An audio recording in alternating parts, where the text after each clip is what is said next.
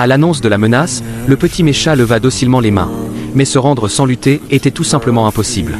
Il y a 10 ans, un gigantesque monstre envahit la Terre, et les humains, si fragiles, ressemblaient à de minuscules fourmis. Le monstre détruisit un pont, et le jeune Amara fut séparé de sa famille. Alors qu'il rassemblait tout son courage pour sauter, le monstre mit fin à tout d'un seul coup de pied. Les humains finirent par vaincre le monstre grâce au Mécha, mais leur foyer fut réduit en ruine. En grandissant, Amara récupéra des pièces de Mécha désaffectées et construisit un petit robot. Il l'appela Boxer. Sa puissance d'attaque était limitée, mais sa mobilité était exceptionnelle. Transformé en boule de fer, Boxer se faufila dans un bâtiment en ruine. À côté, Jacques proposa d'utiliser une batterie pour neutraliser temporairement Ajax. Boxer fut projeté à l'extérieur, grimpa jusqu'au sommet du Mécha et retira la batterie de secours pour Ajax, paralysant tout le corps. On pensait pouvoir partir en toute sécurité, mais les choses ne se passèrent pas comme prévu. Après un cri, Boxer s'effondra, et tous durent, à contre-cœur, sortir de la cabine de pilotage.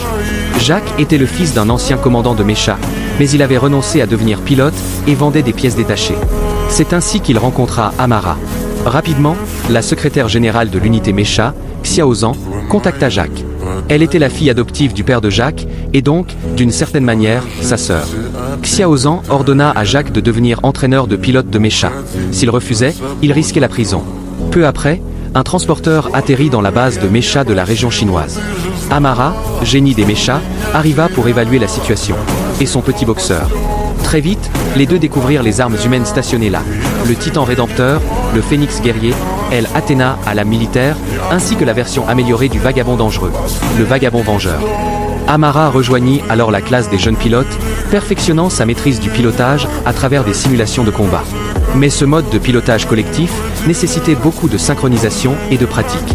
Bientôt, Shao Liwen, président du groupe Shao, et le docteur Newton visitèrent la base. Il apportait la toute nouvelle technologie de Mécha sans pilote. Des Méchas télécommandés, pouvant gérer le transport à distance et réduire le besoin de pilotes humains.